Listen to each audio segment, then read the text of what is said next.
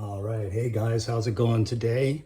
It's Krusty Old Crow back again with another one of the tactical perspective toy reviews on the G.I. Joe classified 6-inch line by Hasbro.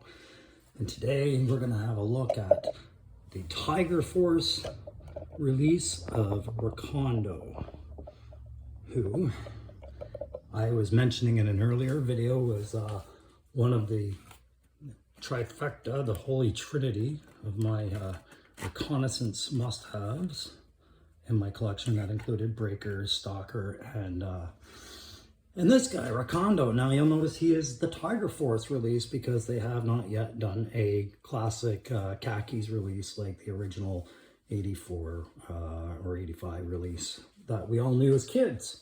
I had him as a kid, but I saw him at the Toys R Us when I was checking out my first one, and I made a note to make him my second purchase, or second or third, I can't remember, but he was up there on the list. As with all my videos that I've done, all my videos, all 3 or 4 now, I do what I call the tactical perspective. I use my army insights a little bit to maybe explain certain details on these figurines that we're seeing that I think I can explain away to people that may not have any military experience or knowledge, but still really appreciate what Hasbro's done with this line. So that's kind of what I'm trying to bring to the table. There's a lot of other toy reviewers that do things like editing. I don't do those. These are all one takes, and I usually keep them around the 30 minutes or less mark. But you know, these are just for my amusement more than anything, and for a couple of buddies that I think are interested in this stuff. But you know, you're free to subscribe and like, but I will tell you that the ones that I'm currently subscribed to and that I'm liking are guys like Analog Toys. He's another UK gent, another ex-vet like myself. I love watching his reviews, and he'll do a lot of extra knowledge base lessons in his things and tie in his previous experience the way that I do sometimes with his discussions. I also like Saturday Morning Toy Collector and Kyle Peterson. Of course, I get a lot out of Kyle Peterson. I try not to repeat too much of what he says, but you know what? There's a guy that really knows this market, and he has insights on things like what Hasbro is often thinking and why they release things like a Tiger Force version prior to an actual regular Force version. And his explanations are perfectly logical when you think about the marketing strategy involved.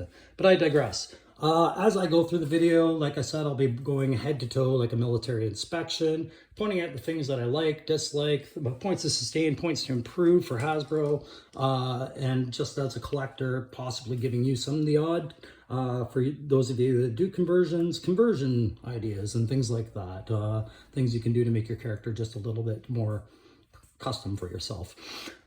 At the end of this, I'm going to give this thing a playability grade, and I am going to give this a tactical grade, pardon me, just based on whether or not I think that this character makes sense for the role that he's filling, the kit that he's carrying. Does he look like he's ready to go into battle, or does he look like he's not? Is he like Breaker, where he doesn't have a gun, you know, and should he not go out into battle?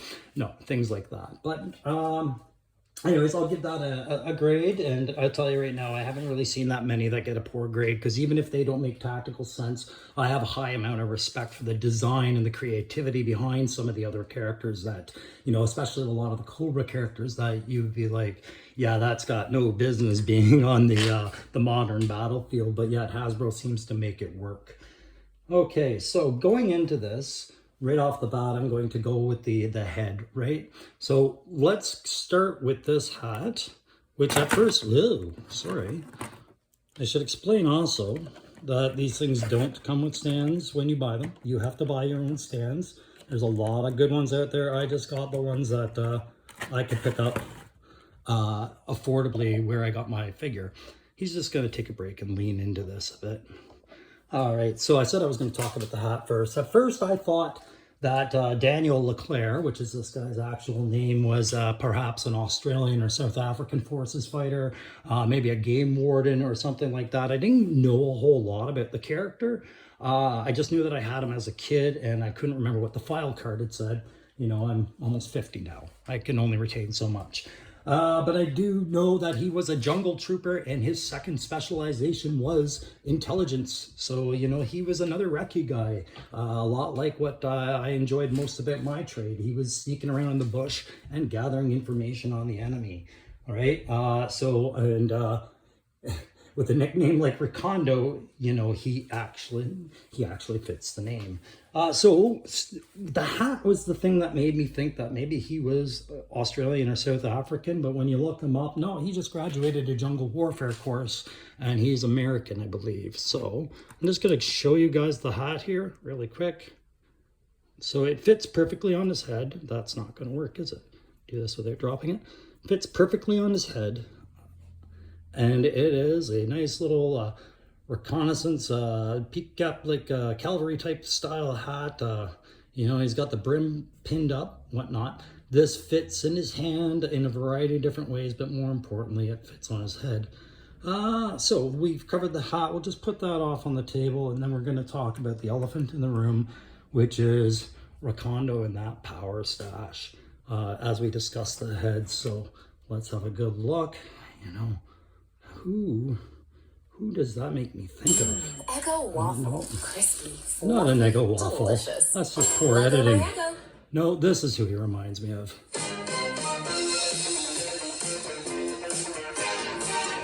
And that's all I can play on that before I get a call from a lawyer or something, I'm sure. But yeah, he just screamed Tom Selleck to me as soon as I saw him, and I was like, my God.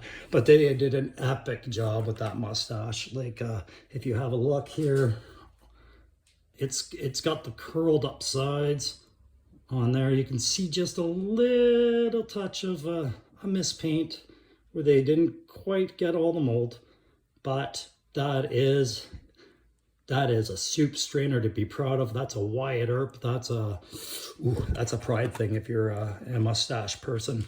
But I also want to talk about the other thing I noticed with him that maybe addresses some of the other stuff that people are discussing with certain figures, and that is an epic problem with cheekbone structure and expectations with paint depth and things like that. So I'm just going to show you just how accented and how highlighted his cheekbones and the separation from the lip muscles actually are. So if you have a look right along this ridge, you see how defined they are. I mean, it's great, but you can see it's starting to go down over here on the slopes, and there you get a good line of it right here, right where that curl of the mustache comes up and meets the nostril. Now, if you could you imagine that without the mustache? That lip is, we're currently seeing that lip problem. I won't call it a problem, but that lip style in the widely criticized Lieutenant Falcone, I think it is. The one that everybody says, you know, it's a fine figure right up till the neck and up. And then I have problems, and it has to do with that face. Guys, we've seen this face before. You know, and because I don't edit and I don't throw in clips, I'm not going to show you. But when you look at these faces, when you look at that lip cut, you go and you look at Falcone, and he's got that high cheekbone lip definition. Oh my God, my hands are shaky for that. There you go. Bit better. Think of Willem Dafoe, right? Willem Dafoe in Clear and Present Danger, or the Spider-Man movies, or whatever you've seen him in. He's got that exact lip and cheek line in his face. And it's one of those faces where you find it off-puttingly hard to look away. And that's one of the things we like about Willem Dafoe, is how expressionate he is. So it's a very easy thing to sculpt into a figure when you're trying to make expression stand out. Pardon me. But it doesn't work really without the mustache, does it? So I guess maybe that's the solution. If they ever do another Falcone figure, is maybe contact Don Johnson there and let them know what they're doing and say, hey, you know, all this time you were supposed to have a beard. You've got a face for a beard, my friend, or a mustache. All right, so I've addressed the Defoe lip, and I've just addressed the Tom Selleck head, right? He's got that unkept, untrimmed hair. I wouldn't say unkept. He obviously takes care of his hair. He's got a sweet flow. But it's lengthy. He's been out and about. He's been in other countries like Venezuela, and doing the job in the jungle, not necessarily getting a parade cut ready to go. So overall, I really enjoyed this head sculpt. I thought they really nailed it. Yeah, I joke about it being Tom Selleck and Defoe, but he is definitely what I want to picture when I see Recondp without that hat. So it's a good job. So now I'll go into the shirt and the arms and the shoulder. Pardon me while we just zoom in on that. So as you can see, he does come with a black shirt over the tan shirt, which I thought was a really good choice. If you look at the other Tiger Force selection that they've done on these shirts, you have Outback in orange with the big tiger, right? Which no slam in that paint job. That's a great paint job. It's a great thing to have as a centerpiece for your Tiger Force collection. But I don't picture orange as being very tactical in a warfighting environment unless you're fighting in a burning building. That's pretty much the only place where I see the orange color is belonging. Maybe if you fight exactly between September 30th and October 31st, maybe you could justify the orange and the reds, like you're seeing with Tiger Force Flint now, and but overall, orange to me is just, I thought that was just a bad choice. Anyways, with Recondp, they went with black, which I thought was great. Yeah, black absorbs heat, and he is fighting in the jungle, and he's already sweating enough, which would explain that if he did have camp paint, it's been sweat off at this point. But the black's a good choice just because it's not going to pop out in a bush and go, look at me. That wouldn't be very Recondp of him, would it? He's got the chest rig holster, which I was a big fan of. I was kind of hoping to see maybe the under the armpit one at some point with one of my guys, but the chest rig was a good second surprise for me just to have that. I do enjoy the fact that it does help you maneuver the arms a lot better without them getting in the way with the extra webbing or flak jackets or tack vests. And I know earlier I said I was a big fan of ballistic plates, flak jackets, and good webbing, but I'm also a big fan of what Recce is about. And then when I learned Recce, I was taught you move fast, you move light. Jingling is bad, so the less you have hanging off you, the better. And Recondp's coming in pretty light on that, so that's good. He's got that holster. The sidearm he comes with is a nice little pistol. It's not as long as the others. And guys, I'm not a pistol big guy. Looks like a Sig Sauer or a Glock, but that's good. And that sits beautifully in the holster, and it doesn't fall out when you turn the figure upside down or anything like that. Turning them around, we'll talk a little bit about the backpack for a second before I get on about that watch. The backpack, great detail. I love the updated modernization of this. This, I think, on the old one used to be just like a bedroll looking thing. It wasn't very well defined as much more than possibly a sleeping bag or a cam net. This one, I'm just going to pop that right off of them, face the wall there, Recondp. Think about what you've done. All right, so with this one, you can see that he's got what's called a thermarest, right? So it's a layer for under your back when you're sleeping on the ground or on an air mattress or a cot.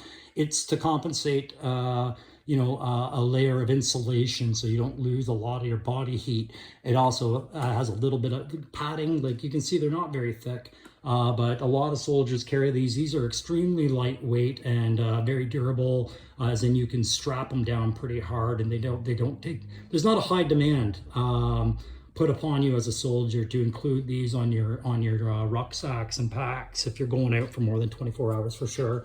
And it's good considerations for things like first aid and other things like that. But as far as padding goes, right? So the rest of the rucksack, you got your I shouldn't call this a rucksack, sorry, maybe a Bergens or a day pack or a patrol pack. Patrol pack works. You got his canteen there, they're molded on. You've got all the extra little flaps and everything like that. There's really not a whole lot more to it.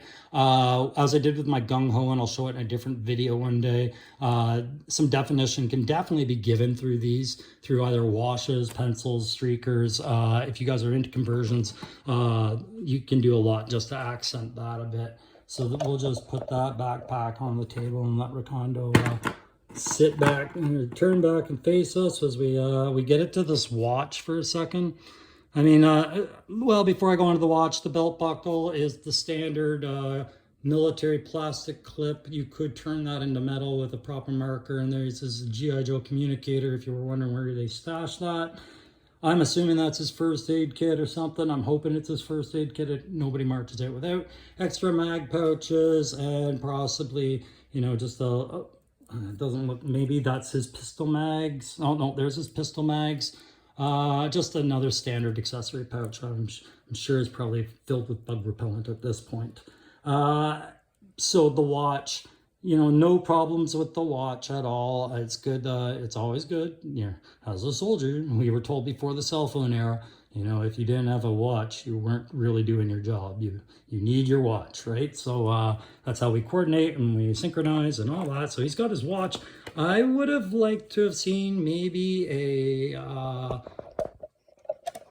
what's the wording here without sounding too critical?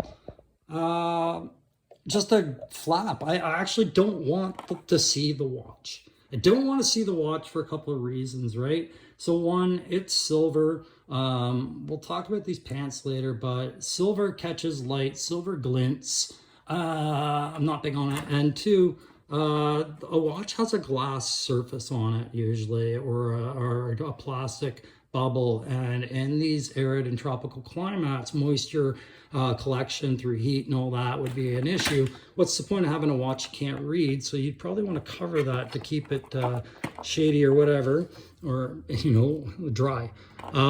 So there was that.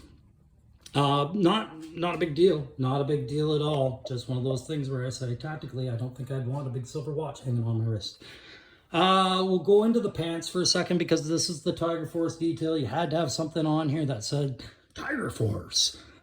It's great. Anyways, this CAD pat, it's not great, but it's not bad. I mean, I ain't mad at it, right? It's, yeah, you got your kind of arid desert tan or yellow tiger striping effect, which definitely does go well with the darker green. Like it doesn't pop out eye-soaringly like it does with maybe an orange or a white.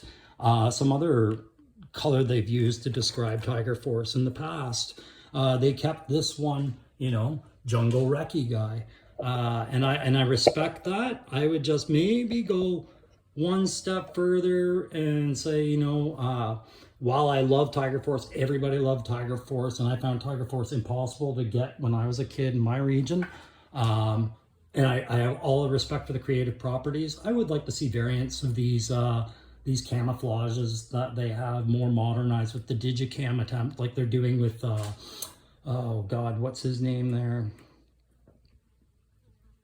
The Riot fella that just came out for the Joes. Shockwave, thank you. Shockwave, he's starting to go digicam. You know, you can do this. It works.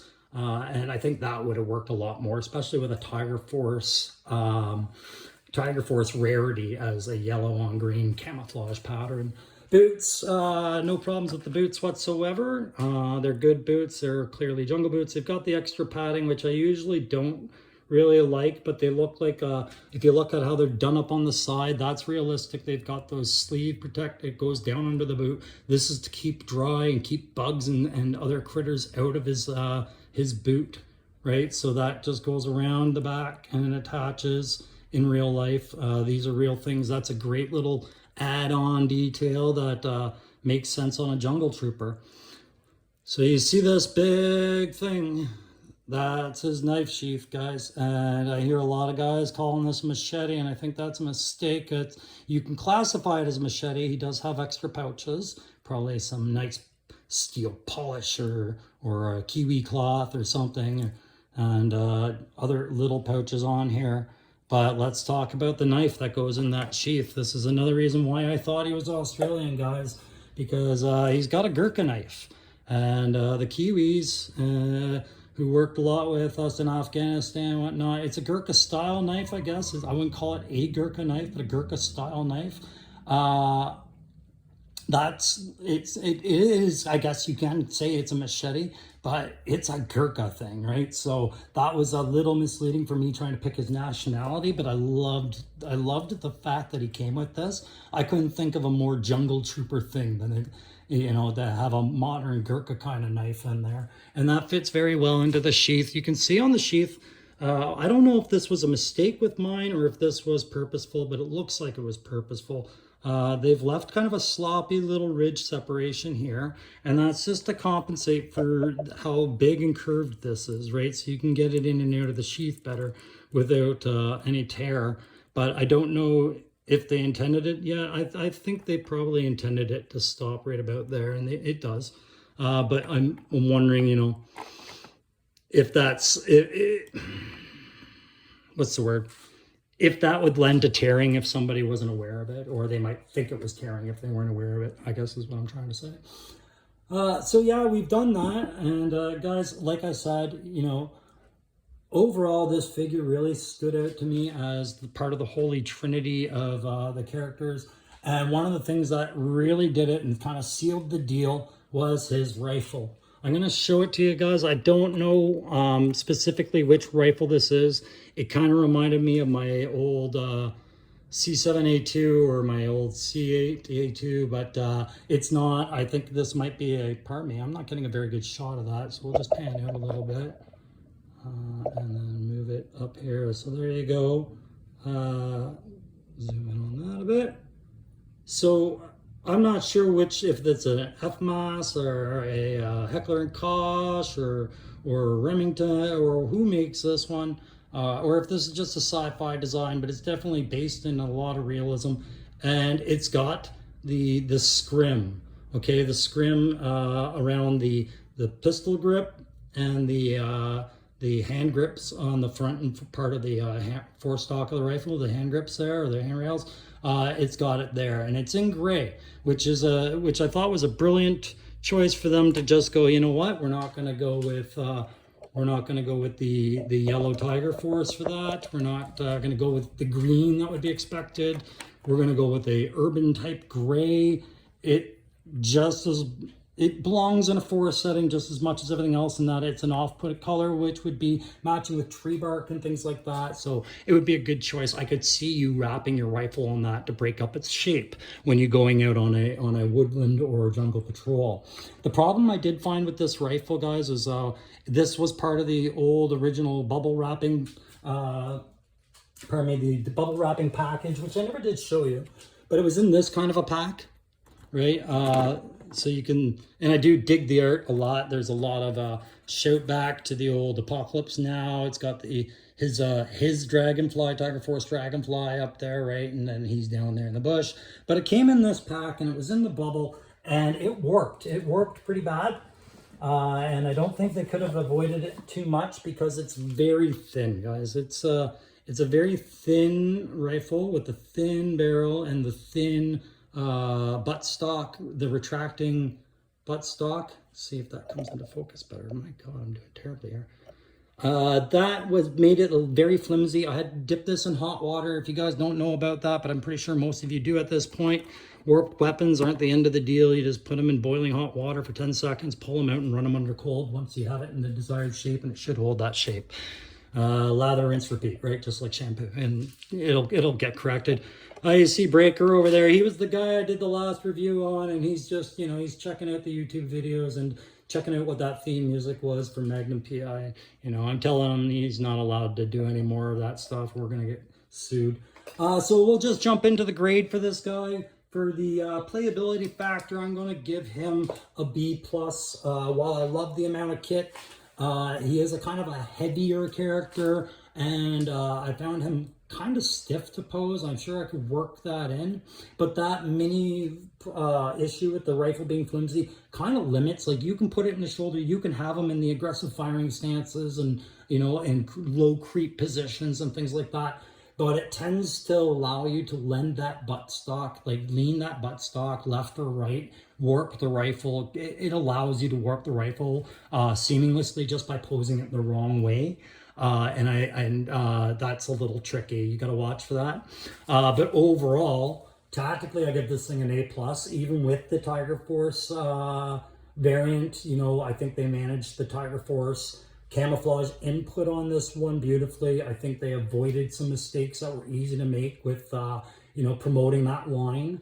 And I think Recondp was a great figure to come out the gate with for that first out of, you know, this or the mainstream release that will probably come one day where he's in his khakis and looks more African, South African, or Australian. I think that'll sell just as well as this one should. These are great. So definitely an A+ on the tactical. So guys, that's the last of my holy trinity of Recce guys. And from here, I'm probably going to break into a couple different videos. I'm going to talk more about other figures that I got in my collection recently. And I'm also going to talk about some conversions I've been up to, including, you know, things like Breaker's rifle and Breaker's Bianchi holster and sidearm that I've added and just now need to paint. But I'll be going over some of the little things I've done that take 5 minutes to just improve the figure. That'll be another video coming, as well as a my version of a Cobra Island display that I'm working on. So I do have a lot to talk about, guys. I make no apologies about it. But those of you who sit through and watch these things and find anything useful out of this, I'm glad. If they're just amusing, glad to have you on board. Please remember to hit some of those guys I mentioned earlier. Analog Toys, Saturday morning, toy collector. I love his stuff. Really enjoy his reviews. He'll get in front of the camera, just like Kyle Peterson does. I'm more like Articulated Ninja without his avatar. I don't get in front of the camera for now. And Articulated Ninja is another one I've been watching, and I have some conversion ideas just based off of listening to this guy and how inspiring he is. So if you want to check those guys out, please do. If you want to check out more of my videos, please hit the like or the subscribe. And I really appreciate everything I'm doing here. Guys, I have lots more of these coming. So thanks again for your time. Have a great one. We'll see you next time.